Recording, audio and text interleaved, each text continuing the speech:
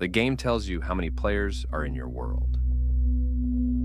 When you play alone, the number is 1. Always 1. So when Marcus turned around in his single-player world and saw another character standing in the fog, not a zombie, not a villager, a player with empty white eyes, he did the only thing that made sense.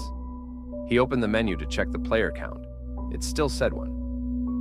But there were 2 of them in that world, and only one was him. Minecraft is the best-selling video game in history. A world of blocks, sunshine, and building. You start with nothing but your hands and you make a home. It is, on its surface, the least scary game ever made. Remember that. But almost from the beginning, players reported something they couldn't explain. A name started appearing on forums in 2010. Herobrine. He looked exactly like the default player character, the one everyone starts as. Same skin, same body. Except his eyes were solid white. No pupils. And he only appeared when you were alone. The legend grew its own backstory. That Herobrine was the dead brother of the game's creator, Notch. When asked directly on the record, Notch said he didn't have a brother, which should have ended it. But the players who'd seen the white-eyed figure noticed something about that answer. He said he didn't have a brother. Present tense. Not that he never did. What follows are 3 accounts. 3 players, 3 solo worlds, years apart. None of them ever played together. They describe the same signs, in the same order. Before the first account, you need to know the signs, because all 3 players saw them in the same sequence, getting closer each time. Herobrine doesn't attack. That's the first thing everyone gets wrong. He builds, he watches, he leaves things. The forums agreed on the signs. First, the leaves. You'll find a tree or a whole patch of forest with every single leaf removed, just bare trunks. Something stripped them, deliberately.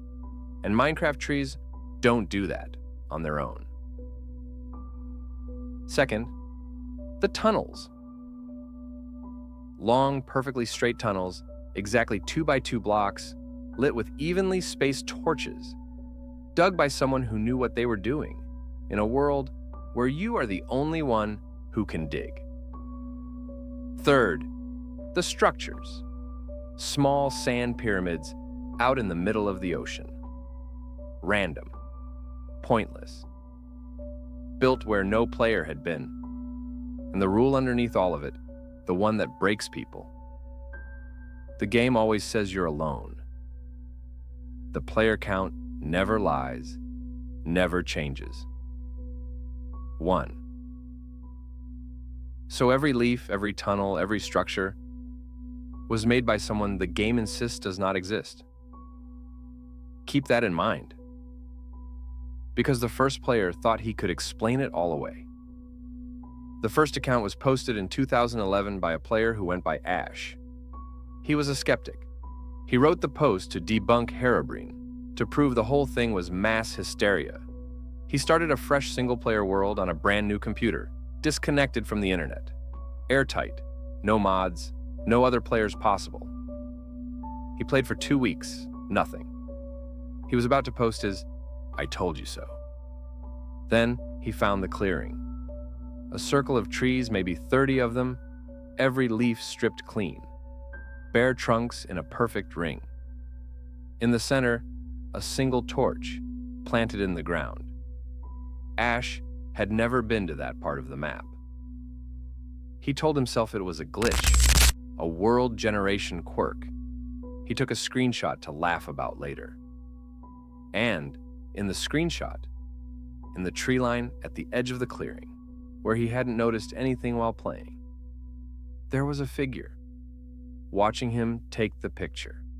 By the time he zoomed in, the world had gone dark. Not nighttime dark. The render distance had dropped to almost nothing, fog closing in from every side, like the world was shrinking around him. Ash deleted the world. His debunking post became a warning instead. The second account came 2 years later from a player in another country who'd never read Ash's post. She found it only afterward. She was a builder. She spent months on a single solo world, digging an enormous underground base. She knew every tunnel in it. She dug every one herself. Until the morning she logged in and found a tunnel she hadn't dug. 2 blocks wide, 2 blocks tall, perfectly straight. Torches every 12 blocks, evenly spaced, the way she spaced hers. It branched off her own corridor at a right angle and ran straight for what felt like forever. She followed it. For 10 minutes of walking, it went deeper, dead straight, no turns. And it ended in a small room. In the room built from blocks she recognized as her own materials, taken from her own chests, was a single chair-shaped structure, facing the wall. Like someone had been sitting down here, waiting, in the dark, in her base, while the game told her she was the only one in the world. The third account isn't just a post. There's footage, recorded, uploaded, then taken down. But people who saved it describe the same thing. In 2016, a player called Devin was recording a peaceful solo survival series for a tiny audience. No edits, no fakes, just hours of calm building, sailing his boat across the ocean. First, across the water, he spotted it. A small sand pyramid rising out of the open ocean where no structure generates and no player had sailed. He filmed it, laughing, calling it a Herobrine pyramid as a joke. As he got closer, the chat, he had it open for his 3 viewers, showed a message from a username that wasn't any of theirs. No name, just coordinates. The coordinates of the pyramid he was sailing toward. Devin reached the pyramid. On top of it, placed in the sand, was a sign, a wooden sign, which a player has to craft and place by hand. It had 1 line of text on it, and Devin read it out loud on the recording, his voice changing as he did. "I built this so you would come." The recording ends 3 seconds later. Not cut. Ends. The file is corrupted past that point. Nobody has recovered it. Devin never uploaded again. His last message to his viewers that night was, "It knew my name. I never said my name." Which brings us back to Marcus in the fog, staring at a second player the game swore wasn't there. 3 players. 3 solo worlds. The skeptic, the builder, and the one who filmed it. The stripped leaves, the 2x2 tunnel, the pyramid in the sea, each one closer than the last. From a clearing he stumbled onto, to a chair inside her own base, to a sign built for him, with his name. And here's what connects all 3, the detail that should be impossible. Ash played in 2011, the builder in 2013, Devin in 2016. Different countries, different versions of the game, some of them offline entirely. No way to share a world. And every single one of them, before anything else happened, checked the same screen. The player count. And every single one of them read the same number. 1. All 3 players deleted their worlds. Ash's post survived. The builder's was removed by a moderator who left no reason. Devin's footage was pulled from every site that hosted it. Mojang, the studio behind Minecraft, has officially patched Herobrine out of the game. Multiple times. In the changelog, version after version, there's a line that's become a kind of dark joke among players. Removed Herobrine? You can't remove something that was never in the code, and yet they keep writing it. Version after version. Removed Herobrine. Is Herobrine real? No, truly. This one, we can actually answer. He has never been in the game's code. Data miners have torn Minecraft apart line by line. He isn't there. He never was. Every screenshot is faked. Every sighting a mod or a trick of the fog, almost certainly. But here's the part I'll leave you with, and you can test it tonight. Open a single-player world. Just you. The game will tell you you're alone. Player count, 1. And it's telling the truth. There's only one player.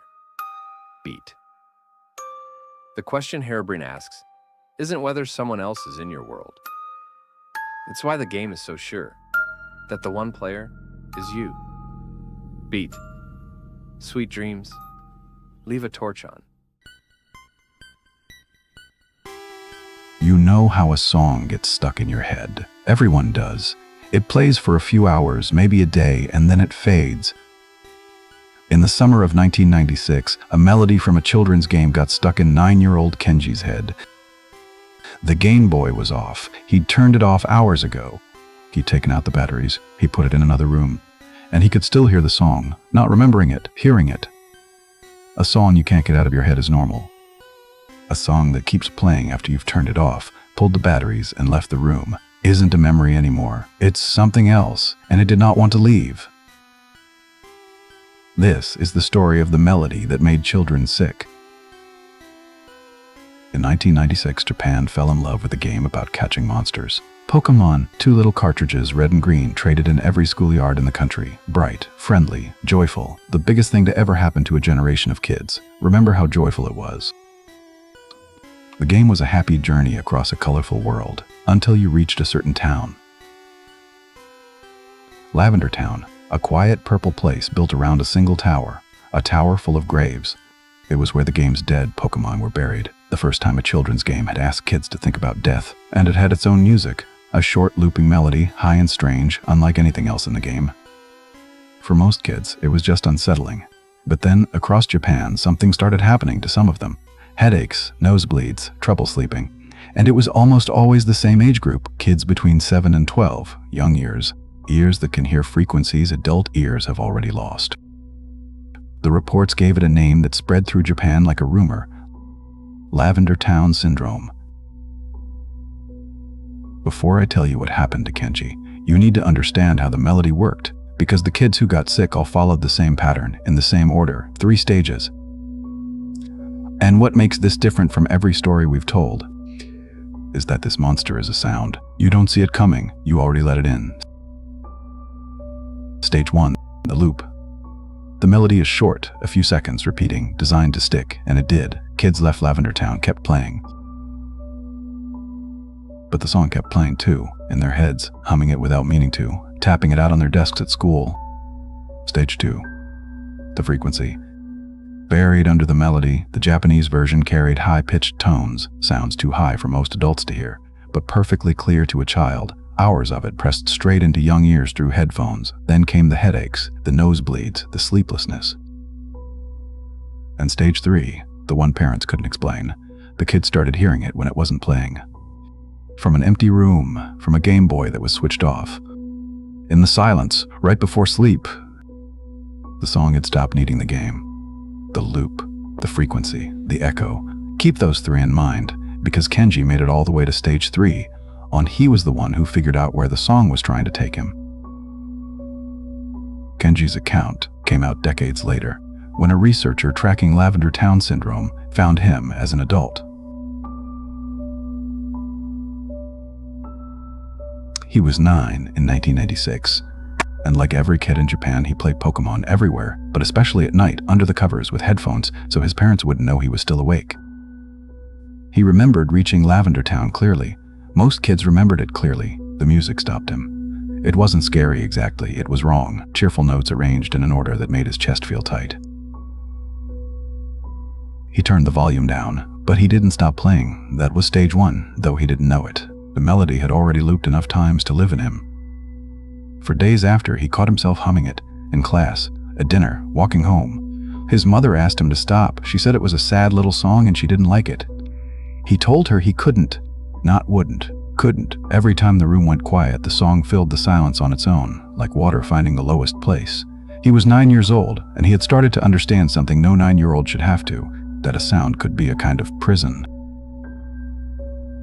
Here's the part that should have been the end of it. Kenji stopped playing. His mother took the Game Boy away after the second nosebleed, put it in a drawer. Problem solved, she thought. No more game, no more song. But the song didn't come from the game anymore. That was stage 2, arriving quietly. The headaches got worse without it, as if his brain was reaching for the melody and hurting when it couldn't find it. He slept less. When he did sleep, he dreamed of the purple town, the tower, the graves, and the song playing over all of it, slower than he remembered, deeper. He started sleeping with the lights on, not because of the dark, because in the dark, with his eyes closed, the silence was loudest, and the silence was where the melody lived now. His mother found him one night sitting up in bed, hands over his ears, whispering, "If I can hear it, can it hear me?" The last night Kenji heard the song the way it wanted to be heard was the night he reached stage 3. And this is where a melody stuck in a kid's head becomes something that seems to be doing it on purpose. It was past midnight, the house was silent, and the melody was playing clearly from downstairs. Not in his head this time. In the air. He followed it because you follow a sound, that's what ears are for. Down the stairs toward the living room where the family's television sat. Off, dark, and the song was coming from it. He stood in front of the dead television, and the melody, the one that had looped identically for weeks, changed. It slowed, it dropped in pitch. And in the low, warped notes, for just a moment, Kenji swore he heard the shape of words, not a language, but intent, like the song had been trying to say something for weeks, and had finally gotten close enough. He never told the researcher exactly what he thought the words were. He would only say this: the song wasn't stuck in his head by accident. It was a set of directions, and it was almost finished giving them. What broke the spell was his mother. She found him standing at the television at 1 a.m., reaching toward the screen, and she screamed his name. The sound of his own name, he said, was the first thing in weeks. That was louder than the song. His parents took him to a doctor the next day. The doctor found nothing wrong with his ears. Nothing wrong at all. But that same year, and this part is real, Nintendo did something they have never fully explained. Which brings us back to Kenji in his bed, the Game Boy off and across the house, still hearing the song. The loop that wouldn't stop. The frequency pressed into young ears. The echo that outlived the game. He wasn't imagining it. Thousands of kids across Japan reported the same 3 stages in the same summer from the same few seconds of music. And here's the detail that turns a scary story into something harder to dismiss. The melody these children couldn't stop hearing was quietly removed. When Pokemon left Japan and came to the rest of the world, the Lavender Town music was different. Softened, the high frequencies gone. Nintendo never announced it, never explained it. They just changed the song. As if someone had realized that the original version was doing something to the children who heard it, and quietly made sure the rest of the world would only ever hear the safe one. Let me be honest about what's real here, because this is the part that stays with you. The Lavender Town syndrome, the mass sickness, the deaths, that's a legend. There's no proof it happened. But 2 things are completely true. 1, the original Japanese Lavender Town music did contain high-frequency tones that adults largely can't hear and children can. That's been analyzed. It's real. And 2, Nintendo did change the music for the international release, and quietly altered it in Japan afterward too. That's documented. They have never said why. The most popular children's game in history rewrote one specific song, and never told anyone what was wrong with the first one. So was the melody really dangerous? Almost certainly not the way the legend says. No town of dead children, no killer frequency, probably. But Kenji was real. The researcher met him, recorded him, sat with a man in his 30s who still would not wear headphones, not ever. At the end of the interview, she asked him the obvious question, "Do you still hear it?" Kenji was quiet for a while, then he said, "Not for years," and she started to pack up, relieved for him. But as she reached for the recorder to turn it off, he stopped her. "Wait," he said, "leave it running a second. Leave it running a second. You hear that? The recording has been analyzed since. There's nothing on it." There's a video file that's been re-uploaded thousands of times. Every version is the same. A green-eyed sprite, a bleeding smile, and a message that appears before it ever begins to play: "I am God." Most people watch it, laugh, and move on. But 3 people who didn't just watch it and who played it left behind something the internet has never been able to fully explain. This is what they found. In order. In 1997, Sega released a cheerful little racing game called Sonic R Bright Tracks. Sunny beaches, cartoon characters racing under a blue sky. It was harmless. That matters. Remember how harmless it was.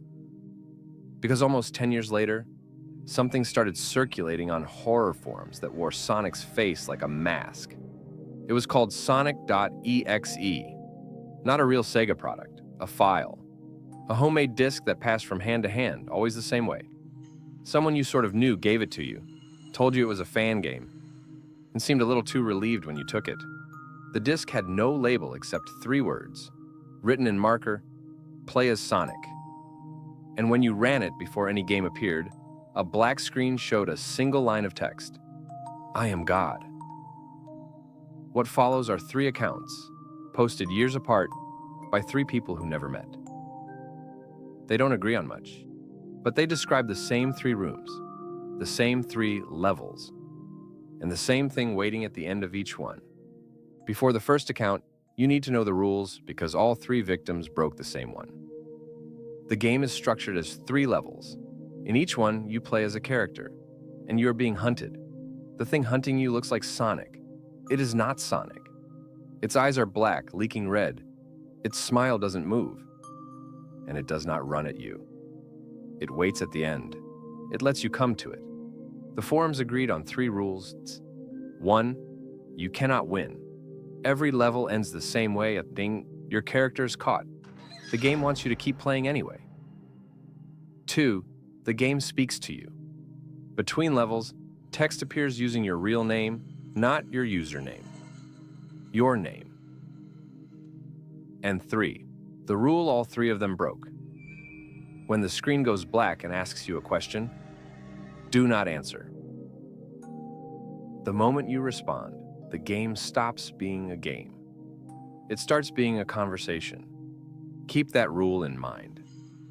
Because the first person to break it thought he was just playing along. The first account was posted in 2011 by a user who called himself Tom. A friend handed him the disc at a party, a friend who, Tom wrote, wouldn't stay in the room while I looked at it. Tom thought it was a prank, so he played along. The first level put him in a green hill that should have been cheerful. But the sky was wrong. The animals hanging from the trees were wrong. And the music was the bright Sonic R song. Slowed down, dragging, deep. He ran. The blue figure at the end of the level never chased him. It just waited. And when it caught him, because Rule 1 says it always does, the screen went black and a line of text appeared, using his name. Tom, do you like this game? And Tom, thinking it was his friend's idea of a joke, thinking he was clever, typed back, not really. He broke Rule 3. The screen answered, that's okay, I like you. Tom's last post said his computer wouldn't turn off that night. Not sleep, off. He unplugged it. The screen stayed lit. He never posted again under that name. The second account is the one that's hardest to read. Posted in 2014 by a girl who said she'd played the game with her older brother 3 years earlier. The same year, the same disc as Tom. She thinks her brother was the friend at the party. She only watched. She never touched the keyboard. So for years, she thought she was safe. She described the second level, a drown zone, water rising, a character named Tails who doesn't make it. And at the end, the question using her brother's name. He answered it. She watched him answer it. After that night, she wrote, her brother changed, stopped sleeping, covered the webcam on every device in the house. Then he moved away. They lost touch. She wrote the post because of what happened the week before. 3 years of silence, and then a message from an account with her brother's old name. 1 line. He remembers you watching. The third account isn't a forum post. It's a stream. Archived, re-uploaded, then taken down. But people who saw it live all describe the same thing. In 2019, a small streamer decided to play Sonic.exe on camera to prove the curse was fake. His audience, a few hundred people, watched the whole thing. He breezed through the first 2 levels, laughing, reading the chat. The escalation everyone remembers came in the 3rd level. First, the music in his headphones started playing in the chat's tabs too. Viewers reported the slowed-down song coming from their own speakers, though he wasn't loud enough to bleed through. Hundreds of people, same song, same moment. Then, the game used his name. Then, it used a viewer's name, someone in the chat, by their real name, not their handle. The chat stopped laughing, and in the final black screen, the question appeared. But this time, it didn't ask the streamer anything. It asked the chat, "Which one of you is next?" And every viewer on their own screen saw their own name in the blank. Each person saw only theirs. The stream cut out. The streamer never went live again. His last tweet that night was 4 words. "Don't re-upload the VOD." People did anyway. That's how the file spread. That's maybe how you've seen the green-eyed face before. Have you? Which brings us back to that video file. The one that's been re-uploaded thousands of times. 3 people played the game. The one who answered for himself. The one who only watched. And the one who let a crowd watch with him. 3 rules all broken the same way. They acknowledged it. And here's what connects all 3 accounts. The detail that should be impossible. Tom posted in 2011. The sister in 2014. The streamer in 2019. They never met.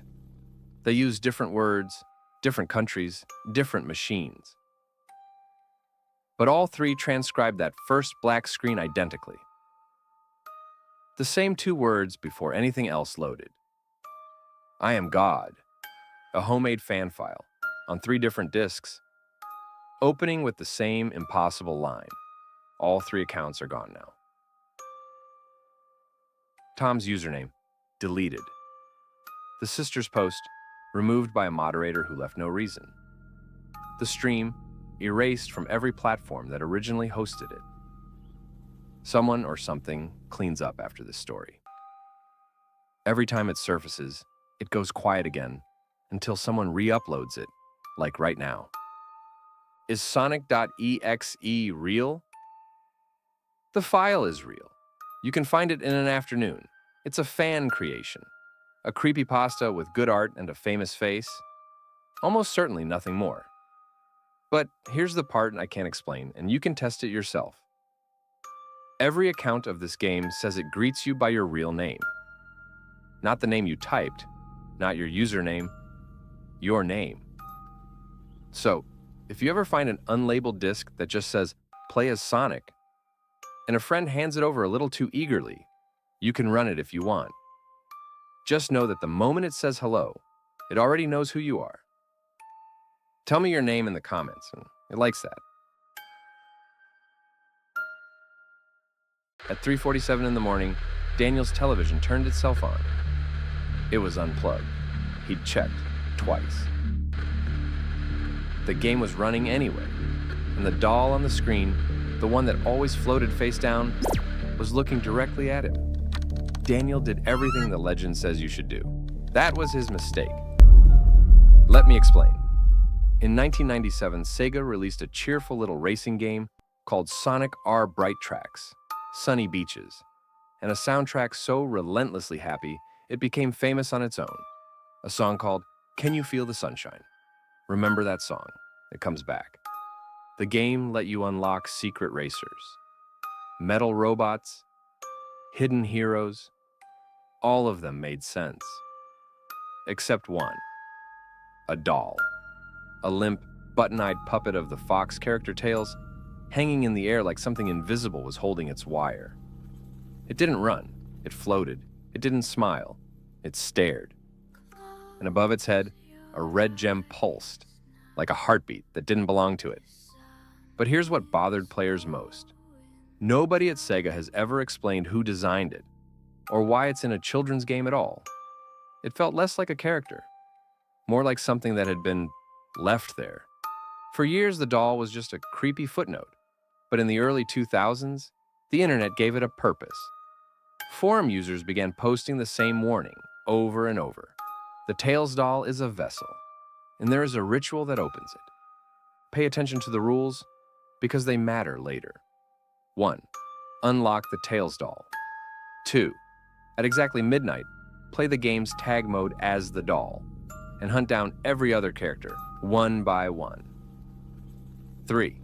There must be a mirror in the room, facing the screen. And 4. The rule everyone forgets. When it's over, no matter what you hear, do not acknowledge it. Don't speak to it. Don't look for it. Acknowledgement is an invitation. Those who broke that last rule described the same sequence. First, the song, slowed down, warped, the cheerful chorus stretching into something that sounds less like music and more like a voice. They called the final stage being tagged, because that's how the doll hunts in the game. It touches you. And the legend says, once it touches you, it follows you out. Which brings us to Daniel. Summer of 2008, this story was posted a year later by his best friend on a horror forum. I'll let you decide what to believe. Daniel found a Sega Saturn at a garage sale for $20. The seller, an older woman, threw in a box of games for free. But when he reached for Sonic R, she held his wrist, just for a second. All she said was, "Keep the sound down at night." So Daniel did what any 15-year-old who lived on Creepypasta forums would do. He decided to film the ritual and debunk the most famous curse on the internet. He wanted to be the guy who proved it was fake. He announced it on the forum, set a date. The replies told him not to. He pinned the thread. It took him 11 days to unlock the doll. On the 12th night, a Friday, he set it up exactly by the rules. Midnight, tag mode. The closet mirror angled at the screen. He caught the first racer in 2 minutes. The second took longer. And during the last one, Daniel noticed the thing he'd later swear was true. The music was wrong. Half speed. The voices in the chorus, dragging. He tagged the final character at 12:09 a.m., and nothing happened. No glow, no voice, nothing. Daniel laughed at the camera, said debunked, and went to bed. But 3 nights later, Daniel woke up at 3 a.m. to, "Can you feel the sunshine playing somewhere in the house?" Faint, slowed down. The console was unplugged. He checked. The song was coming from the closet, behind the mirror. He remembered the woman at the garage sale. Keep the sound down at night. So he didn't open the closet. He turned on every light and waited for sunrise. In daylight, he found them. Thin scratches on the closet door. On the inside. His dog stopped entering the room entirely. It would stand at the doorway, staring at the mirror, growling at something Daniel couldn't see. So he covered the mirror with a bedsheet, told his best friend everything, and remembered Rule 4, don't acknowledge it. He'd been doing fine, but he had announced this ritual to an entire forum, and the forum wanted the video. So on the 6th night, camera rolling, Daniel stood in front of the covered mirror and spoke to it. "If you're real, tag me." The song stopped. It had been playing so quietly for so many nights that he only noticed it when it ended. Which brings us back to 3:47 a.m. The television turned itself on, unplugged, the game running, the doll facing him. The red gem pulsed 3 times. Then the screen went black. And in the dead dark glass of that television, Daniel saw the reflection of his room, his bed, himself. And in the corner behind him, standing perfectly still, a small shape, with a single point of red light where its head should be. He'd been tagged. Daniel's family moved that same year. The official reason was his father's job. His best friend, the one who posted all of this, wrote that Daniel never uploaded the debunking video, never logged back into the forum, and never slept in a room with a mirror again. The last update on the thread is 4 words long. He doesn't talk about it. Is the curse real? Almost certainly not. It's a campfire story for the internet age. But here's the part that is true, and you can check this yourself. Sega has never credited a designer for the Tails doll. Not in the manual, not in interviews, not once in almost 30 years. If you've played Sonic R, or worse, tried the ritual, tell me in the comments. And before you go, that forum thread ended with one reply nobody ever answered. Someone tracked down the garage sale from the story and asked the old woman why she gave the game away. She said it had come back to her house. Twice. On September 7th, 2010, a YouTube account uploaded a video at 4 in the morning. The account holder was asleep. He woke up to find the video already public. Footage from a game he'd recorded days earlier, but edited. Edited into something he hadn't made. Cut into it, frame by frame, was the face of a character that should not have been able to look at the camera. He hadn't uploaded it. His computer had been off. Something else was using his account. And it had more to show. In 2000, Nintendo released The Legend of Zelda, Majora's Mask, a bright, beloved adventure about a boy, a fairy, and a world with 3 days to live. Millions of happy childhoods. Remember how loved that game was. 10 years later, a college student, who posted everything under the name Jaducible, needed a cheap copy for nostalgia. He found one at a yard sale. An old man was selling his things. The cartridge had no official label, just one word, written in marker by hand. Majora. The old man practically gave it away. And as Jaducible left, the man said something that didn't make sense until much later. He said the cartridge had belonged to a kid who used to live in the neighborhood. Used to, the man said. Then quieter. He drowned. Jaducible didn't think anything of it. He went home, plugged in the cartridge, and found there was already a saved file on it. A file someone else had made. The save was named 3 letters. Ben. Before what happened to him, you need to understand how this haunting worked, because it followed rules, and they're what make it different from every other ghost story. This wasn't a monster that jumped out. It was a presence living inside a video game, and it did 3 things. 1. It corrupted the game around him. Characters said his real name. The cheerful music played backwards. The sky turned red at the wrong times. Things that were supposed to be impossible happened smoothly, like the game had been rewritten. 2. It followed him. Specifically, through a glitched statue, a hollow, screaming version of the main character called the Elegy of Emptiness. In the game, that statue is supposed to stay where you leave it. This one moved. It turned to face him. It appeared in rooms he'd already cleared. And 3, the rule that turned a creepy game into a haunting. When he tried to quit, to walk away, to turn it off, the game would display one line of text. You shouldn't have done that. And something would go wrong in the real world. The file would reappear. The console would turn back on.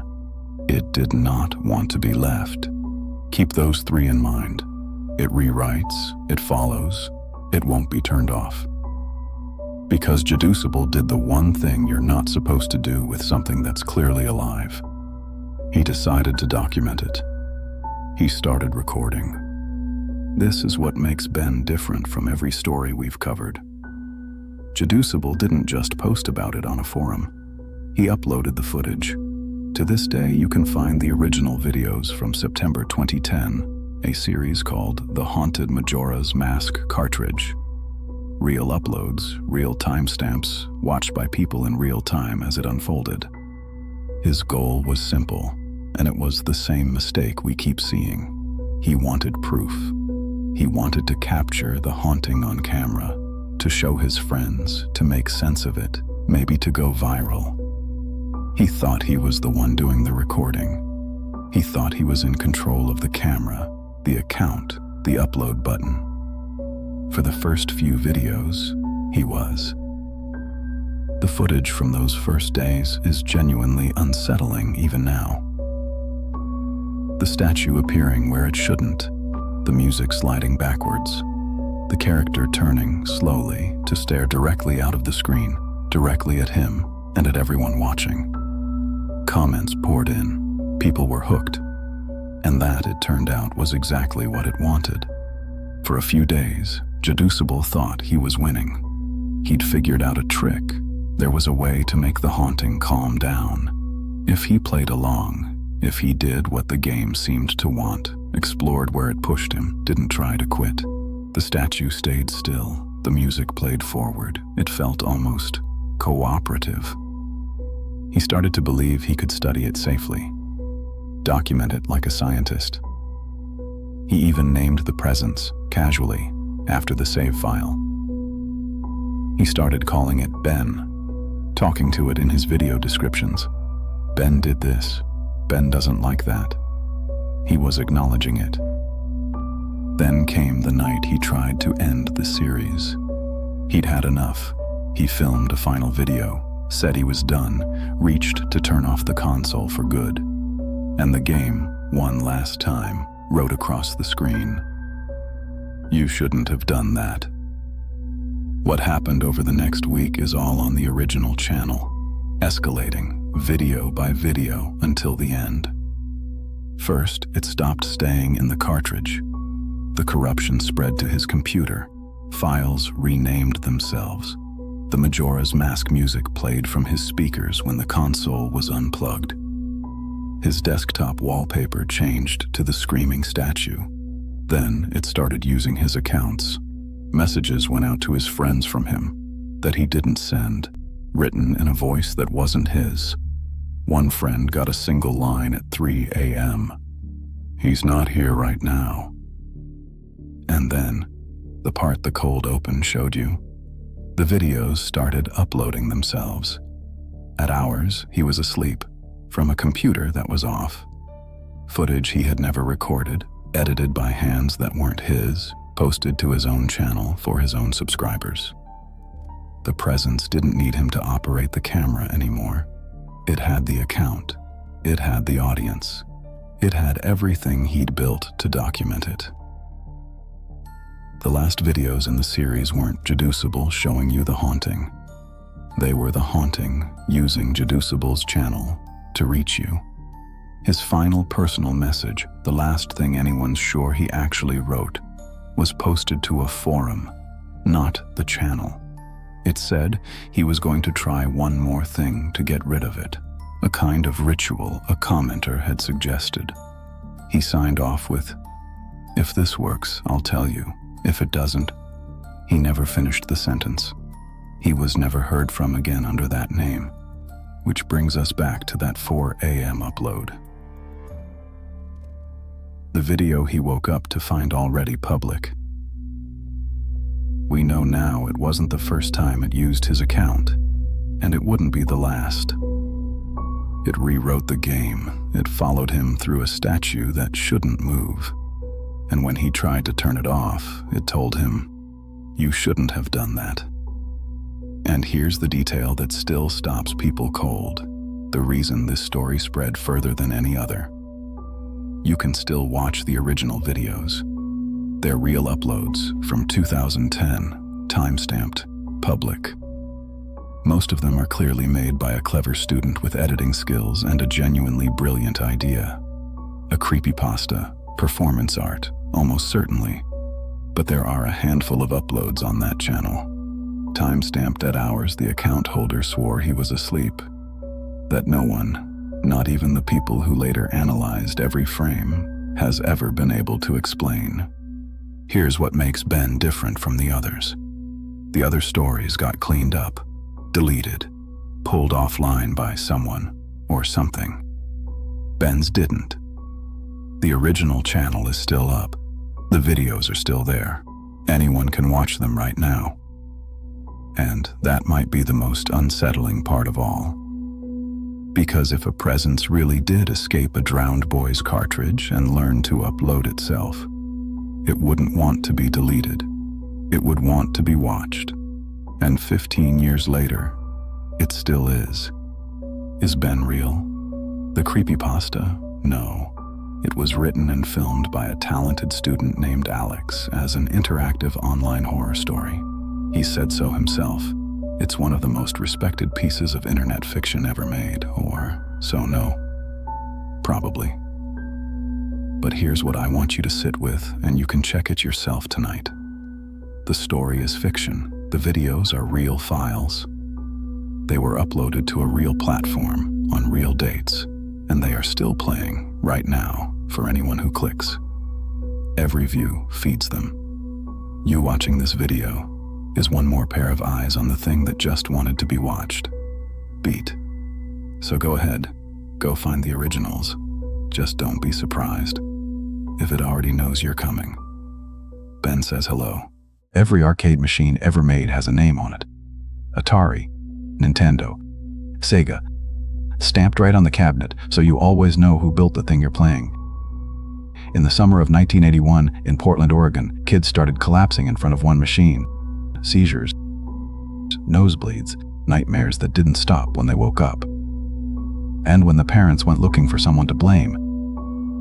The machine had no name, no company, no credits, no explanation.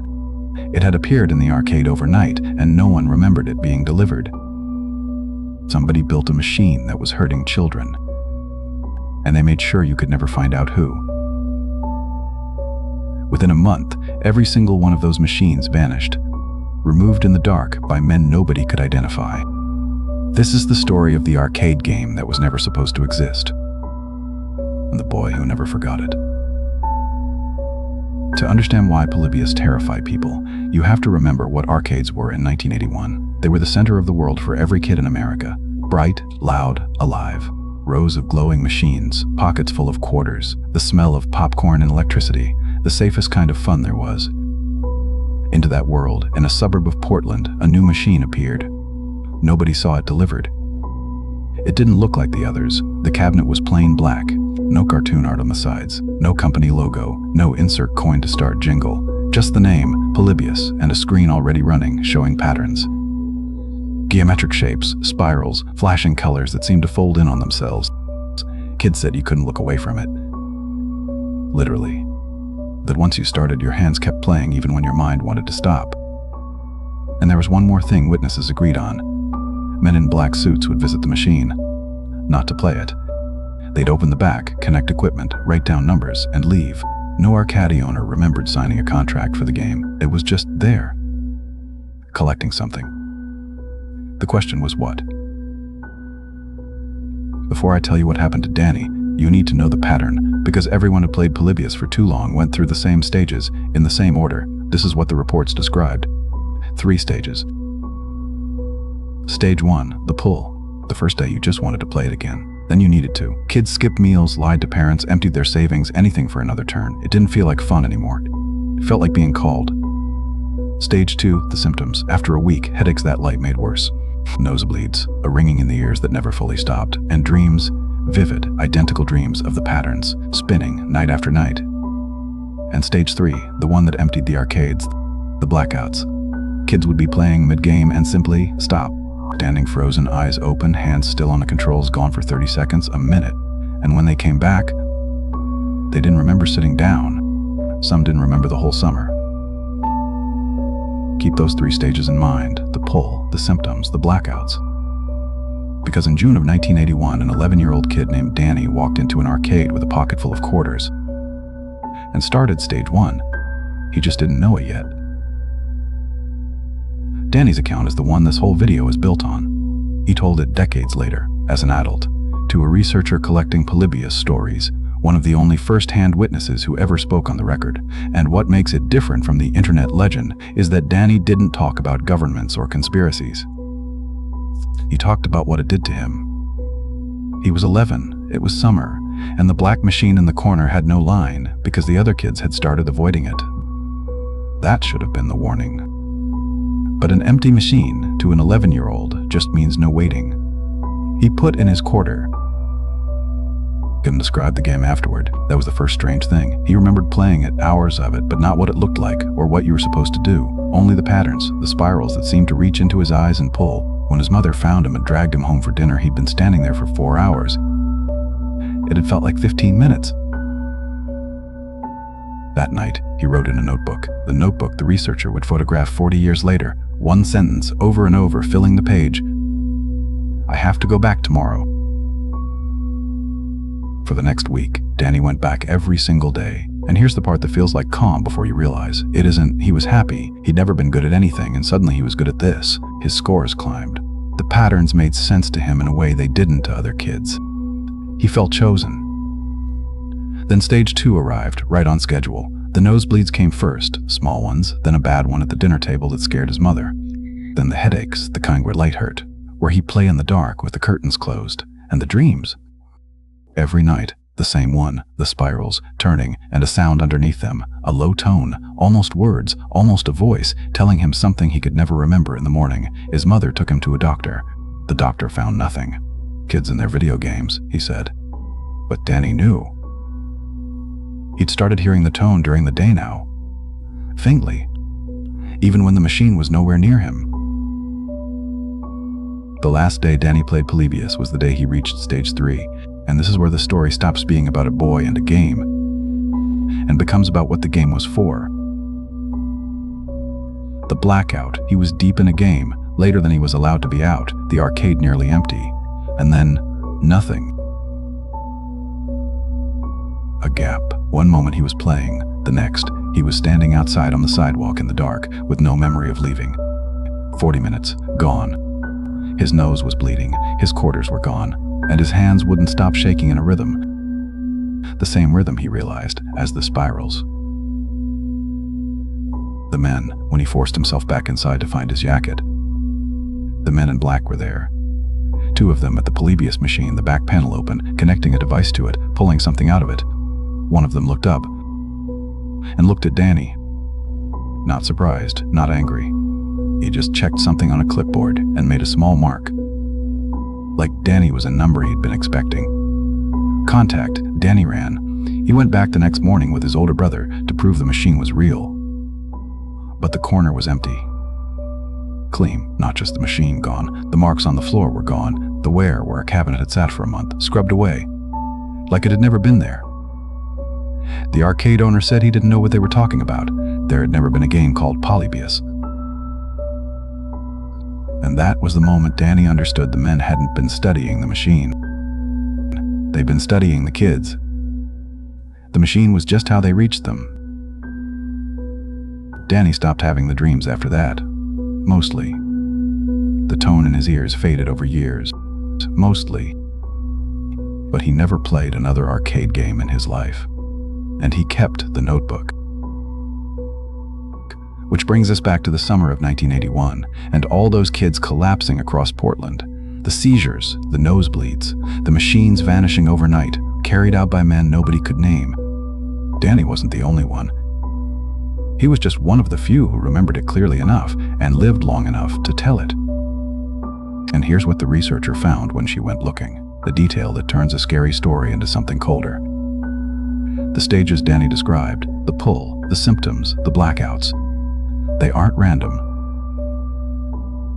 They're the documented profile of a specific kind of experiment. Controlled exposure, escalating dosage, measured response, subjects who don't know they're subjects.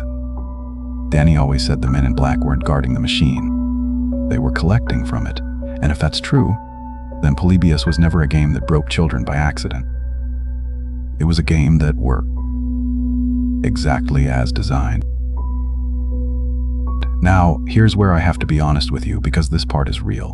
In 1981, in Portland, Oregon, there were genuinely documented incidents of kids getting sick at arcades. That's on record. There were real government programs in that era studying whether screens, sounds, and flashing patterns could affect human behavior. That's declassified. That's history. The men in black, the seizures, the machine that vanished, those come from real witness reports collected for decades. What nobody has ever produced is the machine itself. No cabinet, no circuit board, no photograph. Polybius, if it existed, was removed so completely that the only proof it was ever real is what it did to the people who played it. So is Polybius real? The machine? Probably not. Almost certainly it's a legend, stitched together from real arcade sicknesses, real government paranoia, and 40 years of the internet making it bigger. Probably. But Danny was real. The researcher met him. Held his notebook, gave the page where an 11-year-old wrote, "I have to go back tomorrow 50 times in a row." And on the last page of that notebook, decades later, as an old man, Danny had written one final line, because the tone in his ears, the one that faded mostly, had come back. The line reads, "I think it finished collecting. I think it's my turn to be used." Danny died 3 weeks after giving that interview. Sweet dreams.